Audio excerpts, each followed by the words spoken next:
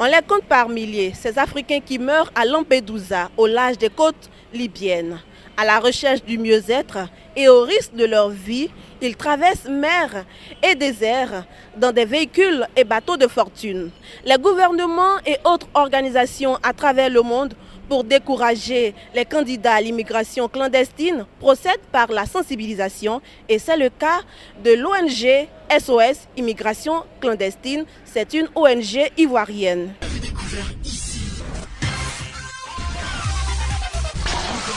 Que vous avez découvert Ivoire TV. Ivoire TV.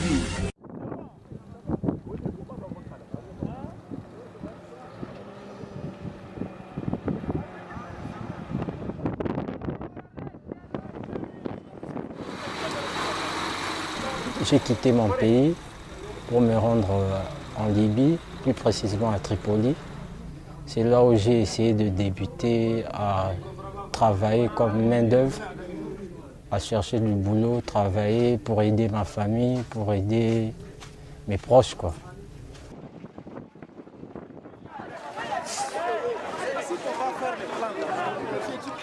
J'ai ma femme avec un garçon, ma pauvre petite famille. Je veux être à leur côté maintenant.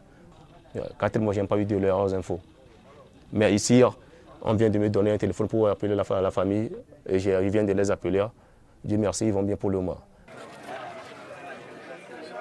Quand les migrants arrivent dans les centres, on leur donne des nattes, de couverture, du savon.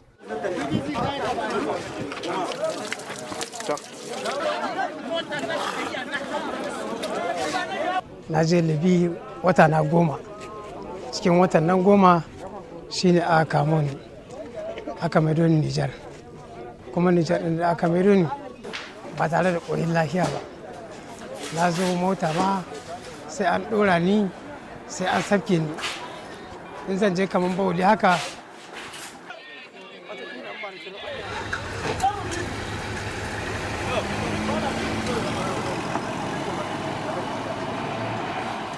Bonjour messieurs. Bonjour. Présentez-vous s'il vous plaît aux téléspectateurs de Ivoire TV. C'est Koné Osama Mak, président fondateur de l'ONG SOS Immigration Clandestine. Alors d'où est venue cette idée de mettre en place une telle organisation? Il faut dire que ça date de longtemps, depuis 2007. Nous avons certains de nos amis qui ont perdu la vie au large de Lampedusa. On s'est dit mais comment il fallait mener des actions pour pouvoir freiner ce talent d'immigration. C'est de là que l'idée est venue et nous avons mis tout de suite sur place une organisation afin de pouvoir apporter notre appui pour freiner l'immigration clandestine. Alors pourquoi SOS Immigration Clandestine? Oui, SOS Immigration Clandestine parce qu'il fallait lancer un cri. Est-ce que nous avons tiré la sonnette d'alarme SOS pour attirer l'attention de tous sur ce fléau. Alors depuis 2007, donc vous existez, quelles sont les actions que vous avez menées? Oui, depuis 2007, puisqu'il fallait freiner dans l'immédiat, nous sommes allés voir nos autorités pour dire que l'immigration clandestine est en train d'arracher à l'Afrique ses enfants. Et la Côte d'Ivoire étant un carrefour, certains ressortissants des pays voisins viennent ici pour faire fortune et aller payer leurs bateaux. Et si nous ne faisons rien, dans les années à venir, notre jeunesse pourrait être tentée de partir aussi. Et bien, malheureusement, nos autorités ne nous ont pas écoutés et nous avons mené notre chemin. Et aujourd'hui, vous voyez le constat est là, on parle de migration clandestine en Côte d'Ivoire. Et donc pour dire que les actions que nous avons menées depuis 2007 se sont fortement basées sur des campagnes de sensibilisation dans l'optique de mettre en évidence les dangers réels de la migration illégale pour pouvoir freiner ce talent d'immigration. Alors parlez-nous de ces dangers. Il faut dire que ces dangers sont multiples. Nous prenons la traversée du désert. Vous avez des enfants qui sont fauchés par la soif, qui sont également fauchés par la faim. Vous avez pendant le transport de ces enfants en plein désert, des enfants qui sont également fauchés par ces camions de transport. Et vous avez certains qui meurent également asphyxiés dans les camions des passeurs. Et hormis tout cela, vous avez des enfants qui sont également agressés mortellement en plein désert. Et vous avez certains qui sont également, qui s'exposent, je dirais, au viol et aussi à la prostitution pour nos sœurs. Et il faut noter qu'il y a également des souffrances énormes. Nous pouvons parler des humiliations, nous pouvons parler également des libertés qui sont bafoués. Nous pouvons également parler des naufrages également en pleine mer qui surviennent. Et quand bien même vous traversez tout ce périple, vous arrivez également dans les pays sur les côtes européennes, vous faites face également à un certain nombre de situations difficiles. Vous entrez dans un pays, dans une situation illégale, vous n'avez pas de logement, vous n'avez pas de travail légal et vous menez une vie clandestine, ce qui est vraiment dangereux. Alors, dans les médias, les chiffres sont énormes. On montre des personnes qui meurent.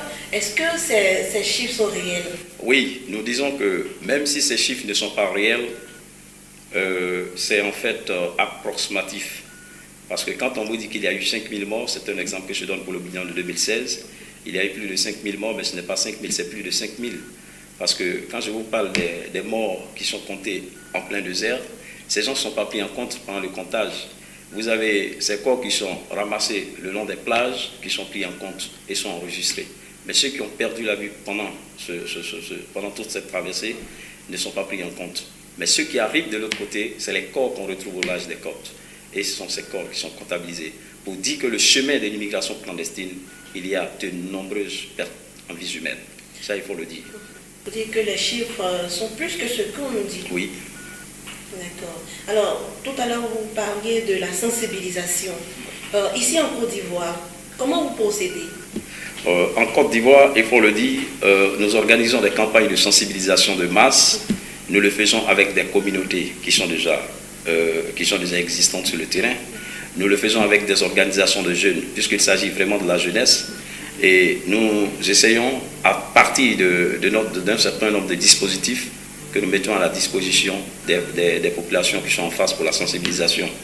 Nous appuyons sur un vidéoprojecteur avec des supports de projection et que nous faisons également en pleine voie, c'est-à-dire des campagnes que nous organisons dans les rues pour attirer le maximum de personnes qui puissent découvrir les dangers liés à cette forme d'immigration, pour dire non à l'immigration, pour tout simplement préserver notre vie. Alors, vous parliez tout à l'heure des communautés. Oui. Quelle communauté? Oui, il faut dire que nous avons parlé de communauté parce que tout simplement, ces communautés sont écoutées.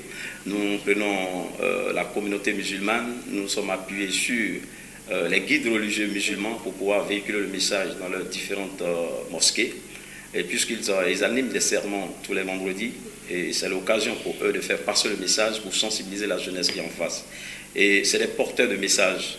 Nous avons organisé un atelier de formation dans un hôtel de la place pour mettre en évidence les dangers réels de cette immigration, pour les amener à s'imprégner de ce qu'est l'immigration clandestine.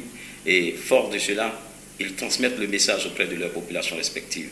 Et nous sommes également appuyés sur la corporation des journalistes de la presse écrite, et ça se fait à la maison de la presse.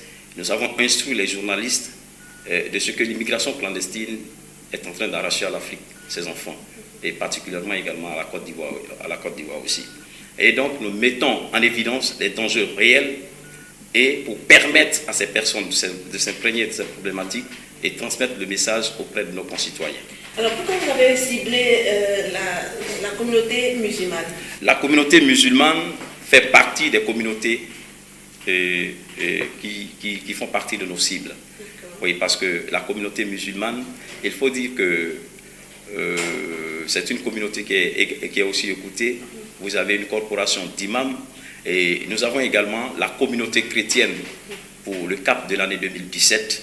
Cet atelier de formation, sinon ce séminaire de formation aura bel et bien lieu au même endroit avec les guides religieux chrétiens, puisqu'ils sont porteurs de messages et ils sont aussi une communauté bien organisée aussi, qui puisse quand même transmettre le message aux fidèles qui seront en face d'eux.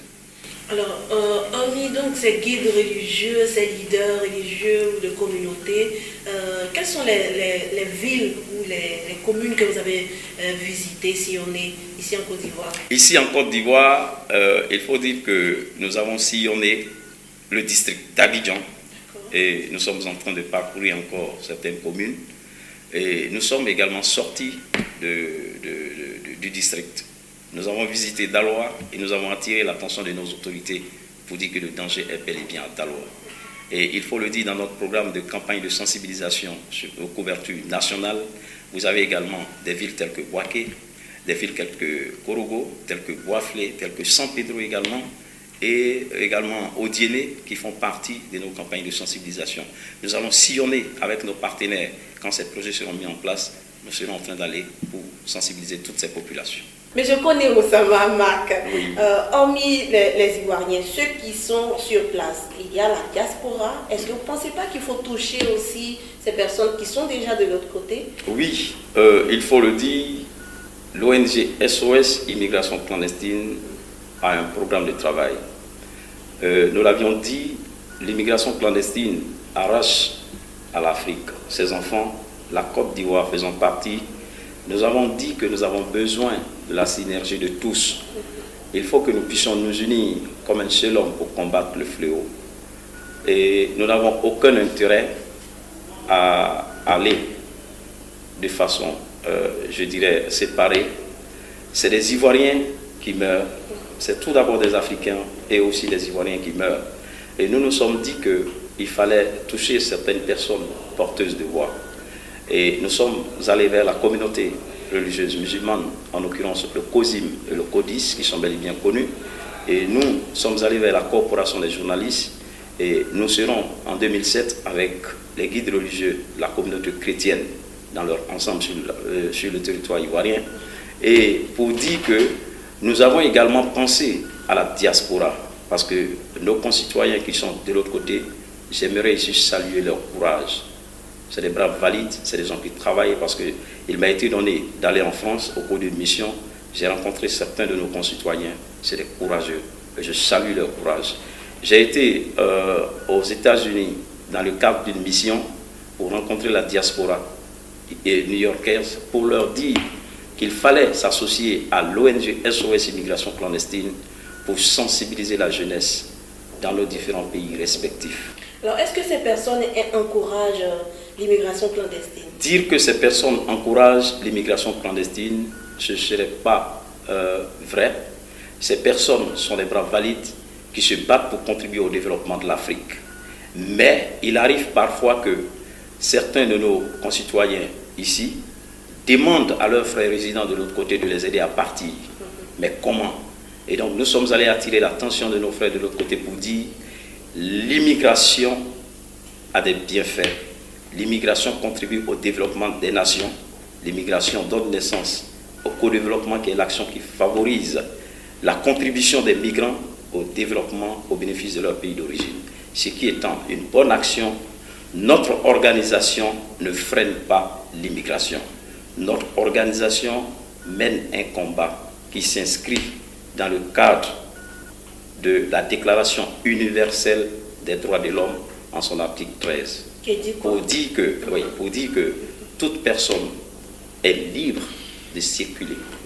Et donc pour dire que nous ne venons pas pour freiner l'immigration. Et l'immigration ayant des bienfaits, nos concitoyens qui sont de l'autre côté, ils contribuent d'une manière ou d'une autre au développement du pays. Donc, ces personnes, pour leurs frères qui sont ici, dans leur pays de résidence respectif, ils doivent leur dire de prendre la voie légale pour accéder en Europe ou aux États-Unis. Mais de manière illégale via la Méditerranée, c'est la mort. Et toute personne qui contribue à payer un voyage pour son frère, qui part en Libye pour pouvoir traverser la Méditerranée et qui meurt, il en aura su sa conscience. Une embarcation en perdition vient d'être signalée aux sauveteurs de l'Aquarius. Un Zodiac avec à son bord 119 migrants. La plupart ne savent pas nager. Il faut éviter à tout prix le mouvement de panique. Restez calme, le bateau ne va pas couler. Non, vous n'allez pas couler. D'accord? Écoutez-moi. Mais le Zodiac se dégonfle par l'arrière. Certains tombent à l'eau. La panique se propage à toute l'embarcation. Les sauveteurs doivent jeter à chacun un gilet de sauvetage, et vite. Vous êtes en sécurité sur le bateau, mais vous êtes en danger dans l'eau, d'accord? Il y a trop de personnes dans l'eau. L'une d'entre elles a déjà coulé à pic. Les sauveteurs rapprochent cette longue bouée pour que les naufragés puissent s'y accrocher. Les cris, la peur de se noyer. Mais c'est sur le Zodiac que certains sont le plus en difficulté. Il y a des gens qui sont en train de mourir dans ce bateau. Il faut les sortir de là.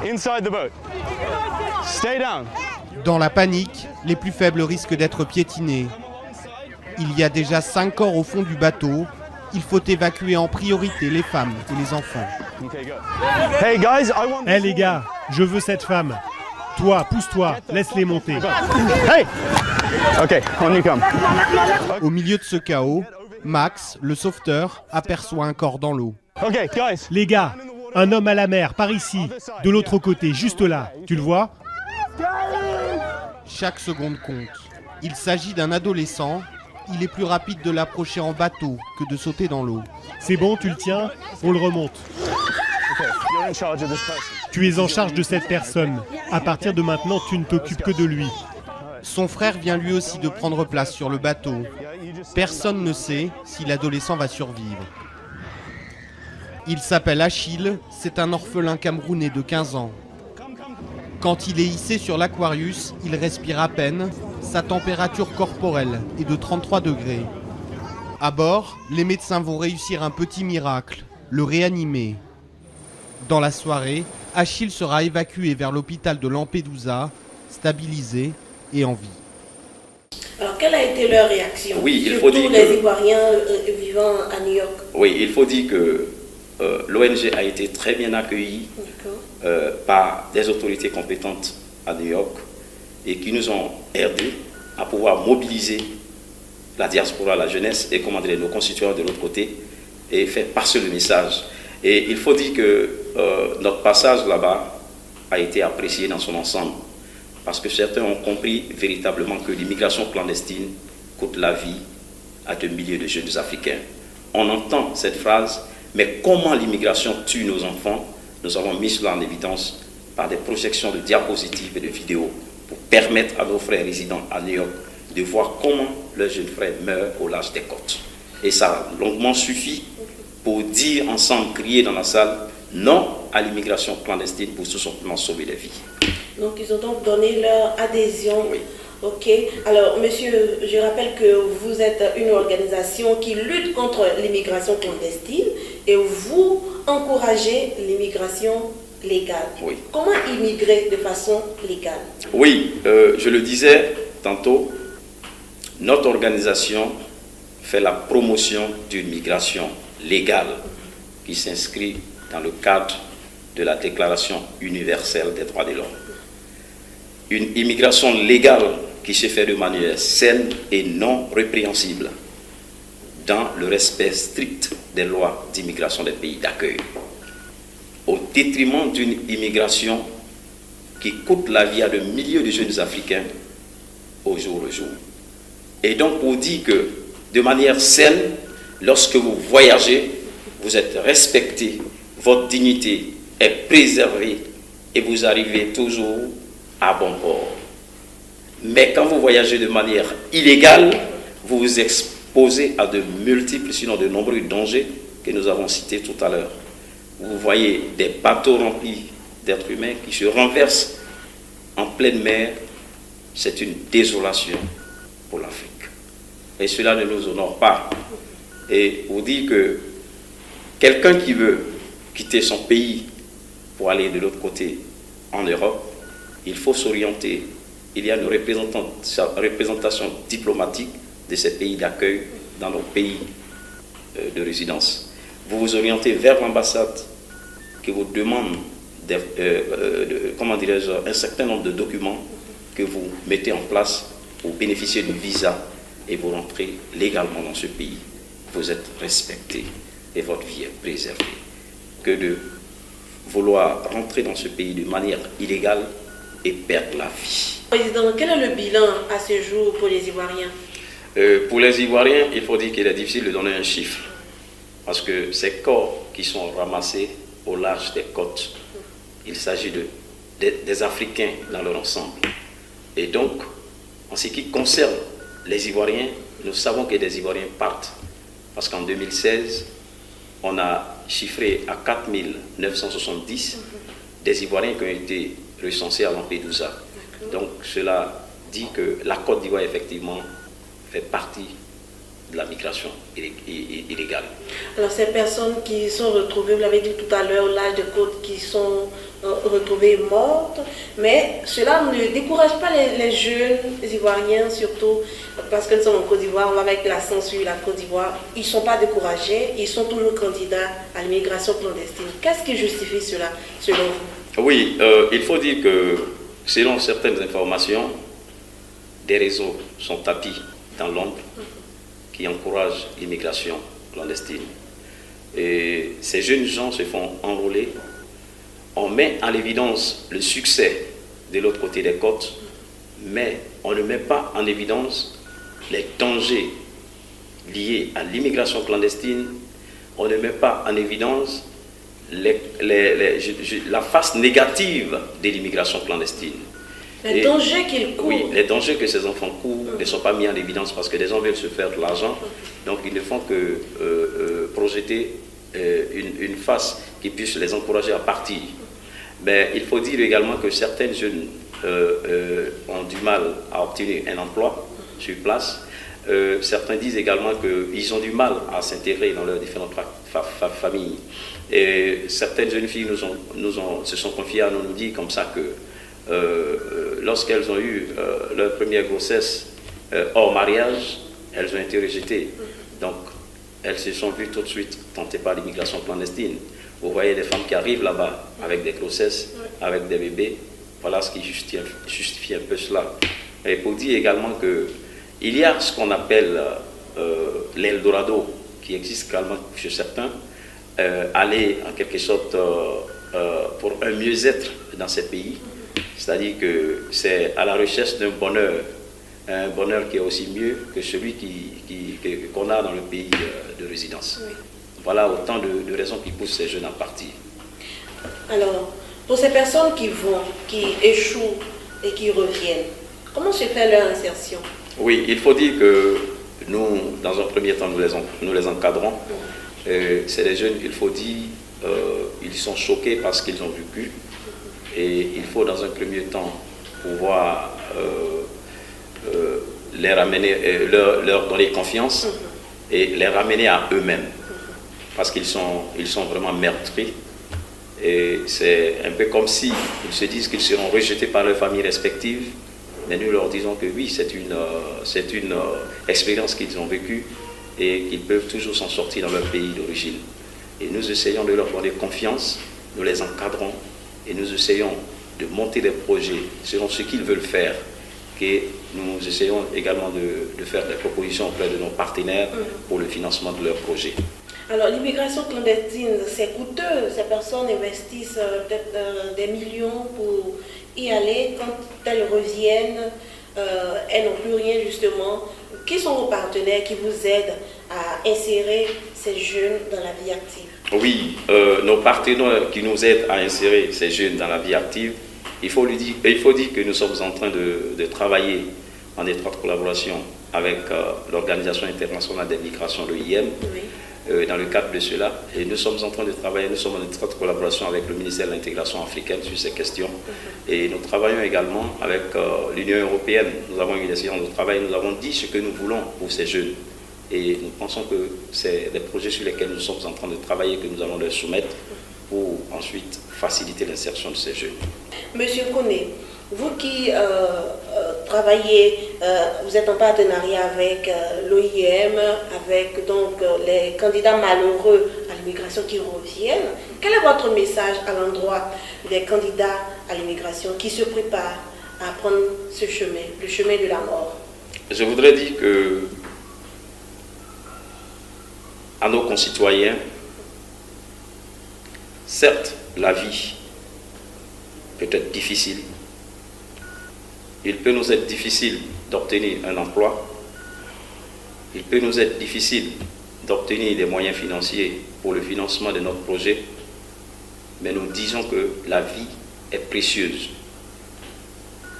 Aller en Europe, nous ne pouvons pas combattre l'immigration. Je l'ai dit, dans le message fort que je suis en train de faire passer pour dire que l'immigration a des bienfaits, donc nous ne pouvons pas freiner l'immigration. Mais nous les orientons vers la voie légale, aller vers une ambassade, obtenir le visa, votre dignité est préservée. L'immigration clandestine n'est pas la solution au problème du chômage, au problème de la précarité des conditions de vie et à la pauvreté. L'immigration clandestine conduit droit à la mort. Quelles solutions pouvez-vous proposer pour lutter justement contre l'immigration clandestine en Côte d'Ivoire? Merci pour cette question. Il faut dire que comme solution, nous proposons à nos autorités compétentes, au plan politique, de s'impliquer davantage dans la lutte contre l'immigration clandestine. C'est-à-dire? À cet effet, nous saluons au passage la loi qui a été promulguée sur l'exploitation et la traite des personnes. Et nous demandons toujours à nos autorités compétentes de prendre des mesures drastiques pour lutter contre les réseaux qui organisent la traite de ces personnes. Et il faut également demander à nos autorités, ce que nous faisons, de stimuler la naissance d'une société civile forte avec des moyens qui ira au fin fond des hameaux pour sensibiliser toutes les populations sans distinction aucune sur les dangers liés à l'immigration clandestine. Il faut également songer à faire la promotion de notre système éducatif afin qu'il rivalise avec les autres systèmes de sorte qu'un étudiant lambda, après l'obtention de son diplôme, n'ait pas besoin d'une mise à niveau et qu'il puisse travailler partout dans le monde. Il faut également, au plan économique, depuis des décennies, l'économie de notre pays repose sur l'agriculture. Il faut songer à mécaniser ce secteur de sorte qu'il puisse intéresser la jeunesse. Il faut à cet effet penser à une politique de soutien aux PME locales, de sorte à les rendre plus fortes et aussi qu'elles puissent recruter davantage du personnel.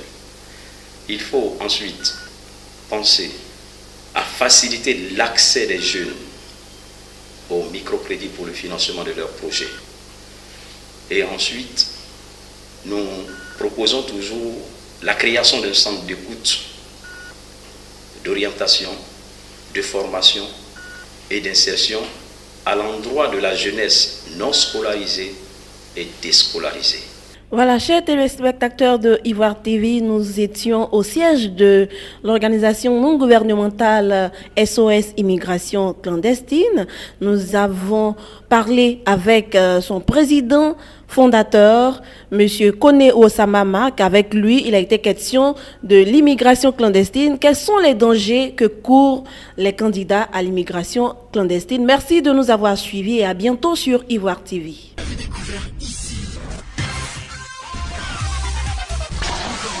Que vous avez découvert Ivoire TV. Ivoire TV.